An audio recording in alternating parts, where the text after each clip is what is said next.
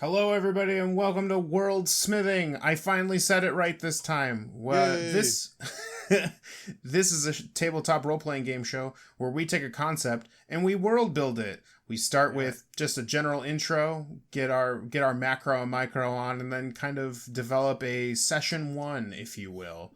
I'm I will. Cody. And I'm Joe. Yeah, that Yeah, was good. I like that. it was good. Yeah. How are So you? How I'm are you really doing, Cody? excited. I'm doing good. All things considered, I'm really excited for this episode. Or actually, just generally these recordings. Huh, I don't know about you, but when we record these, there's like kind of like a level of energy that I get that I don't usually have during the week. fair enough. But yeah, how are you doing? Yeah, I've been consuming different medias, Yeah. things like that. I've been watching this show Devs, which is like a crazy show that I can't tell you much about because I'm only on episode 3, and it's like a techno noir thriller thing that Okay. involves like corporate espionage and also maybe like telling the future. I don't know. It's Ooh. weird and it's good. And It sounds like Mr. Robot. kind of Nick Kind Offerman of. plays like an evil like he plays like an evil like Silicon Valley dude. Okay. And it's Okay. funny because he's like giving his like basically his Ron Swanson performance, and yet it's so goddamn scary. Yeah. I mean, Ron Swanson is a character from Parks and Rec that, if done, if you just tweaked the tone just a little bit, goes from being like that, haha, you're an interesting, funny character, to, oh my god, you are scary. Yeah. Well, he And it's figured like, it out. yeah. How about you? S You engage with any new medias? New media. I've been playing a lot of video games in my spare time, if I had That's any. fair. Hmm. Um, mostly mostly Final Fantasy VII, which has been a fun experience. I know a lot of people have opinions about the remake, but I'm having a blast with it. I'm getting very close to the end. I'm actually just kind of grinding out the last little bits of the final objectives, like side quest stuff, before I Uh-huh. get to the quote unquote finale. Which I will probably stream my reactions to the finale on Twitch when I get to that point, um, Awesome. which will be exciting. Yeah, I've been enjoying the game though. It's been a lot of fun, reliving and kind of reimagining what those first 8 hours of Final Fantasy VII are like. And then I'm assuming that they're planning on doing the rest of it as well. Yeah, so as far as I know, like it was it was announced very early on that because of the lengths in which they were going with this game, and like for the first 8 hours it was going to be episodic. However, it's interesting because right now I think I'm putting close to 25-30 hours into this game, Okay. but from the grand scheme of Final Fantasy VII, this is like the first 8 hour chunk of that game. Huh. So I'm actually, and once we get past this 8 hour chunk, because it's kind of like, it's basically setting up the major villain. It's setting up like where the world is going and why all these characters are going together. It's really setting up for like the big adventure, and we still haven't met all the characters yet. And it's interesting because a lot of, basically from here on out, is like that kind of overworld, like, oh, you have to travel the world, and like there's random encounters, and like a lot of it is like grinding and fighting monsters and doing that kind of stuff. And I'm curious to see how they deal with the fact that there's a lot of like, a lot of the game is just traveling from one point to another with monsters everywhere. Hmm. Because like that worked as like a turn-based RPG where you had to level up and you had to get your stats raised and all that stuff. But this game has done a pretty good job with like pacing. So it'll be interesting to see them kind of replay that pacing style, or keep up with what they've got going. Granted, Sure. I haven't finished it. I know a lot of people are upset with how they ended it for reasons I don't know, and I'm not going to get onto it here, but so far I've been really enjoying it, so Yeah. we'll see. Well, shall we smith some worlds? Yes, we should. So, for those of you who are just tuning in, this is our second episode in our world smithing episode or series where we're doing our first one on Fantasy Egypt. And the general premise that we came up with in the first episode is that we're doing kind of a 1920s Fantasy Egypt where magic is real and it's kind of pulpy, reminiscent of, we're taking a lot of our inspiration from The Mummy, with that movie with Brendan Fraser. And now we're going to get into the macro level world building. And so if you're familiar with world building, I'm sure this is just going to be repeat information for you.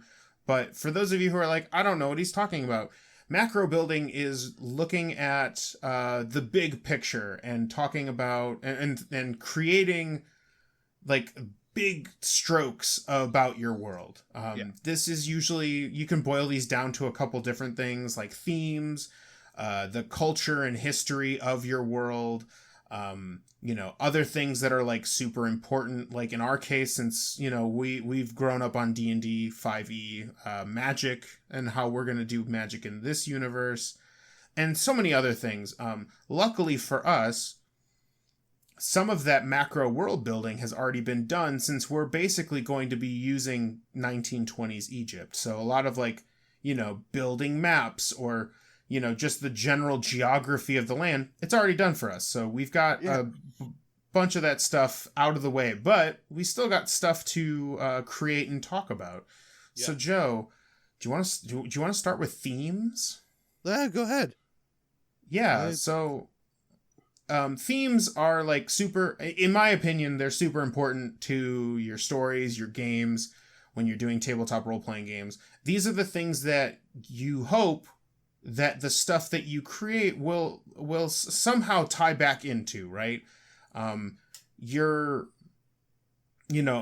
get into how they'll connect with our game, but there's just the general idea that like your stories are talking about, or your stories are like having the players interact with these themes in some way.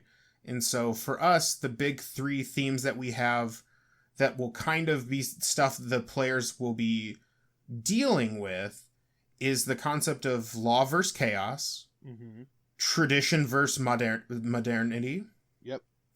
And then reality versus perceived reality of the gods. So the way we do that is, the majority of Egypt is in its 1920s, the kind of a cultural milestone, if that's the appropriate term for them, as it becomes kind of an icon around the world after the rediscovery of King Tut's tomb. Yes. Or a lot the of finding imagination was captured at that point. It had always been kind of this this larger than life world and this thing that people had been fascinated by, but there was something about the discovery of King Tut's tomb, something of like a mysterious figure that had gotten people very interested in Egypt again. So yeah. Right. So we have, so in our themes we have the majority of Egypt represents that 1920s almost cosmopolitan style Egypt. But there's going to be a small section hidden off which kind of forms our a little bit of our magic and a little bit of where all these themes come from. But there's going to be a section of Egypt, a hidden off section of, we'll call it Lower Egypt for the time being, where there is still very much a pharaoh. Yes. And the pharaoh is trying to keep order within Egypt, as, divined by the gods so many years ago. And, this may include temple watching, tomb watching, and just, making sure that Egypt is under control, especially with the way we deal with magic. So there's this kind of concept of, this society that we haven't quite built yet. We'll do that in the micro episode, but but we'll just, for the time being, like it's kind of like Upper versus Lower Egypt. The 1920s versus the traditions of Ma'at, which is kind of the truth, the kind of the cultural history of ancient Egypt. We'll talk about that in a second. And then the perceived reality versus the reality of the gods, to the modern society of I put modern in quotations, but the modern society of 1920s Egypt, like the quote unquote gods aren't a big deal. Mm-hmm. But for our kind of secret society, it is their whole world. Yes. So the players will be tackling and seeing these themes throughout. Yeah. There was something about this that kind of struck me as that was interesting, just because of the fact that it's like, yes, we kind of see this is kind of like a changing time around the world, right? But there is something interesting about this idea of like, how would a group of people who were still preserving the ways of like the ancient Egyptian society, how would they view their culture being sort of obsessed about by the rest of the world, and how would they view the ways that their world was reinterpreted? And so this pharaoh is very much, as a representative of the gods, trying to keep sort of this level of traditional order intact, as best as they're able to. There was something that was kind of interesting. There's sort of this idea throughout of, there's kind of like a cyclical nature to things. And so maybe the belief is that eventually at some point, everything will kind of come back into this more traditional fold. But in any case, it's kind of, you are a small group kind of looking out and seeing the world changing, and how does one deal with that, especially when not only are the gods real, but they're kind of dictating the way that you're living your life. So yeah, absolutely. And like and again, these are the things that you should be thinking about when world building, because you can honestly answer a lot of questions about your world. Like, does this fit in my game? Does this fit in my story? If you can somehow tie them back to these three, or to, in our case, these three themes. Yeah.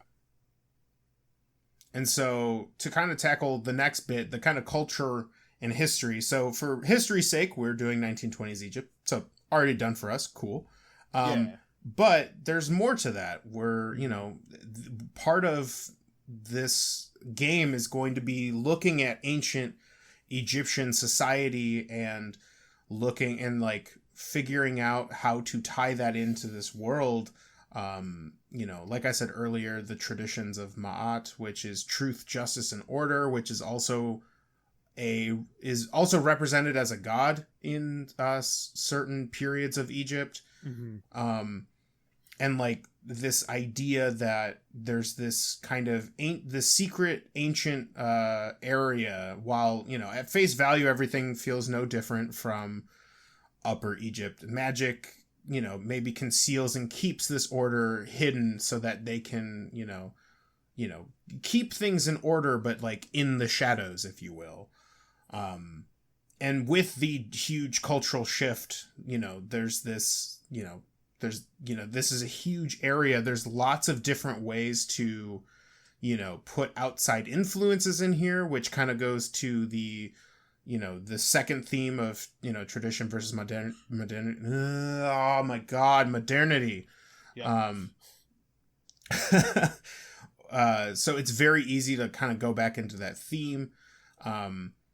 while the pharaoh and the secret lower city still hang on to ancient traditions, you know, the majority of Egypt is kind of changing. You know, everyone, you know, this is kind of becoming a cultural hotspot. A lot of people are really like super excited about, you know, the rediscovery of King Tut's tomb, and people from all over the world are flocking to this area to just like be in on this like huge moment in history. Yeah. You know, and you're starting to see a lot of new things. And then, you know, while the pharaoh of the secret lower city still hangs on to the ancient traditions, you know, it's not going to be a huge culture shock to the players necessarily, but like there's some really interesting things that these themes can instill in the players, with the different kind of time frames, if you will. You know, maybe an alleyway chase with bandits and colorful characters transitions to, you know, prayer sessions at secret temple sites that, you know, kind of have a more solemn or peaceful situation where like outside of there's, you know, there's chaos and they're trying to create order within the chaos, much like the gods did. And like that's going to be a super huge part of that first session, right? Yeah. And then finally for us, just so that we can keep this at a reasonable time, because we could literally do this all day. For sure. Is the fantasy element, the magic, if you will. We like D&D 5th edition, and so we couldn't think of a way to do fantasy Egypt without magic. Yeah. Just like, to me, that's not the fantasy Egypt. I know. But for me, or what we've decided is that, you know, due to the kind of cultural significance of the pharaoh and how, you know, they were the connection between humanity and the gods in the realm of the gods.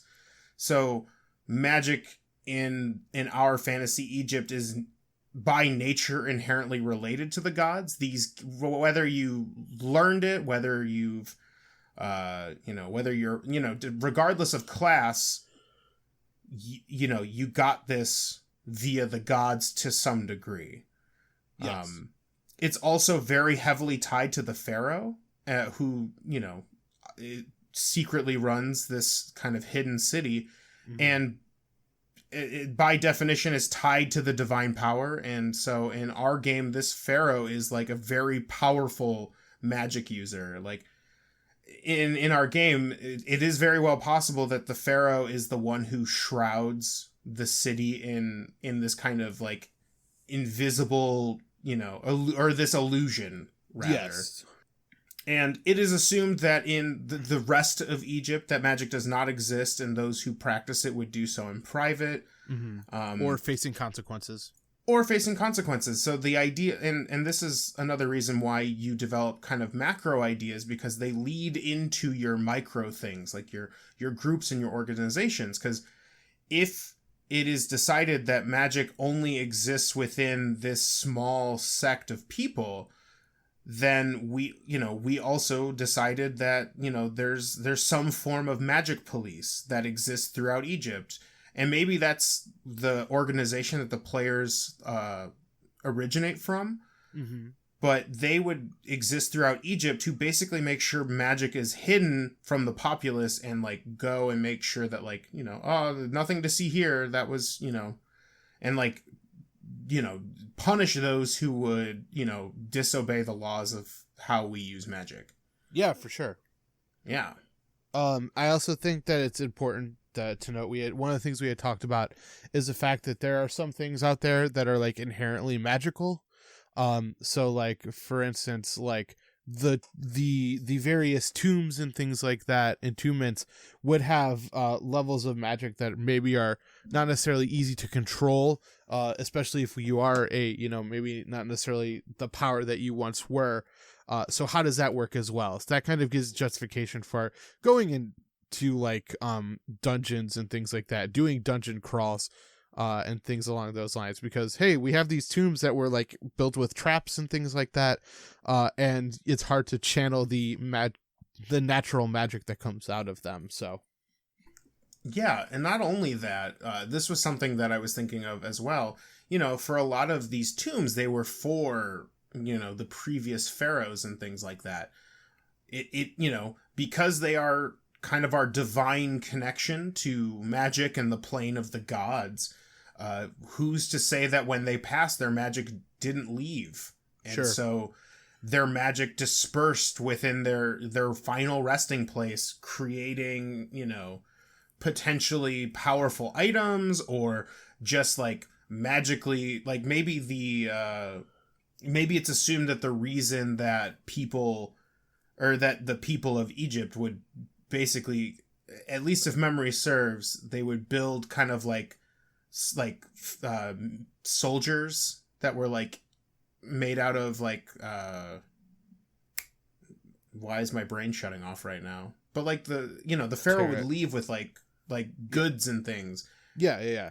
And he would have various like things created. So there are these things called schwabes that would help you do work in the afterlife. So what if the physical representation here, like maybe, yes, they help you out in the afterlife, but their physical representation here is they guard the tomb. Sure. And like that ambient energy pours out into them, and they, you know, they do the work of, you know, making sure everything is in place. And this opens up a room to do so many different things with, like, you know, like kind of the inherent mystery and mysticism of like going into these tombs and dealing with curses and like various traps and things. Like, yeah, there's a lot of room here to play, and personally I'm really excited to see how we use this. Yeah, for sure. I mean, I think that like I think that's the thing that makes it interesting, is the fact that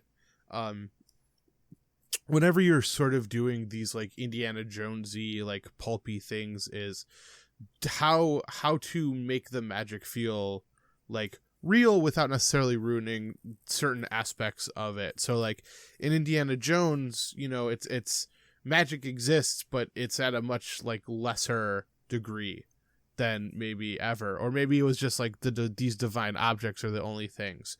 And so it's, you know, limiting magic in such a way to make it kind of interesting, because, you know, if someone were to discover magic, who knows how long it is before your home, your sanctuary, your safe haven is destroyed, things like that.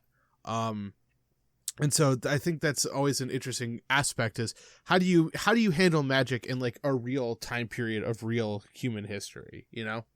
Right. Yeah. I mean, those are the 3 points. I feel like the first two, like our theme and like the culture and history, kind of merge together a little bit, but yeah, I think that's almost kind of inevitable in a lot of cases. Yeah, because I mean, you want the themes to reflect in a way that makes sense, you know? Like, yeah, we wouldn't have picked themes that didn't seem reasonable, like law versus chaos. That's like basically Egyptian gods 101. Like they exist, and the reason they go around and do the things they do is to create order where there was just chaos. You know, I would also recommend, if you can find it, maybe go and get your hands on a copy of a Scion book. Okay. Now Scion is like modern day, like the gods existing in modern day, but I think it could definitely give you some ideas for potential, at the very least, like items that could work for your thing. So they kind of have little information about like the various gods of different pantheons, including the Egyptian gods.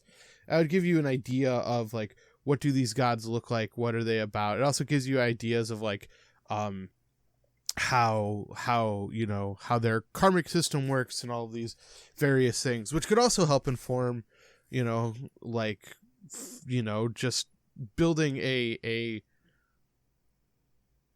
fantasy version of Egypt, I suppose, if you will. Yeah. I don't know. That just kind of hit me that Scion does exist. So Yeah, I mean, totally get it. You can also find some. I know the Player's Handbook of 5th edition has like at least some of the names and like how you can tie them to the classes. So like if you're looking for like that real mechanical stuff that we probably won't focus on during this during this world building, like you can find that there. That's another good resource. And also just like going online and just looking at the various resources online. That helped me a lot to kind of find the themes that made sense. Because I know when we first did this, I'm like, cool, I love that pulpy shit.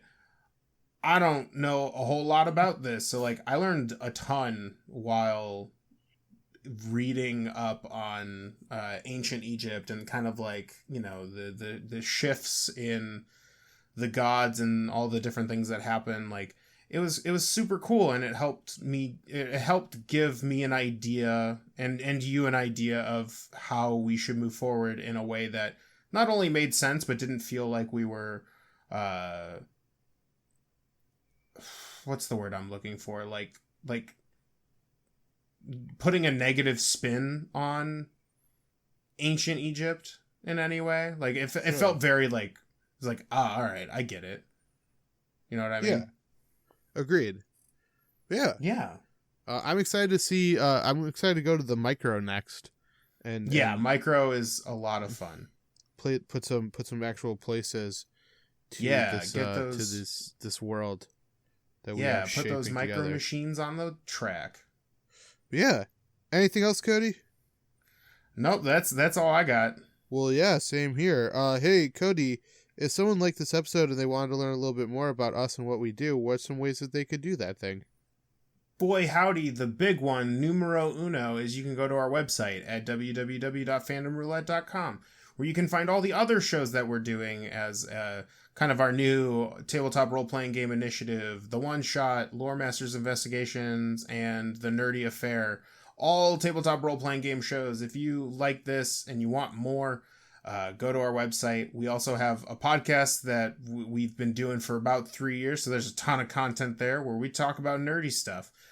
You can also, towards the bottom of the website, you can give us a little shout if you want us to tackle, like, you know, whatever world smithing you want us to do, whether it's, you know, whatever our next one or, you know, something down the road. You can fill out there's a little message box where you can fill out your like internet handle and like what you want to say, and you can give us suggestions on what we should tackle next. If you want to get at us on social media, you can do so by fandomr_podcast. That's our Twitter handle, where we post basically when episodes go live, when things are happening, etc., etc. We're also on Facebook and Instagram, so if you want to interact with us there, we are also on there. And if you're looking for other ways to share us with your friend, maybe the way you found us isn't the way they want it, we're on all sorts of things for your convenience. iTunes, SoundCloud, Google Play, Spotify, YouTube, all of those places you can find us by searching Fandom Roulette. And I want to say I appreciate all of the good vibes coming our way with the liking and the subscribing and the sharing. For sure. We've taken notice. We greatly appreciate it. Anything that our fans do will help us in the future of Fandom Roulette. So I appreciate you. Yeah. Same here. It's exciting to try out something new, and we want to thank you for joining us on this journey. But yeah, in any case, signing off for Fandom Roulette, this is Joe. And I'm Cody. And as always, stay nerdy. Stay super nerdy.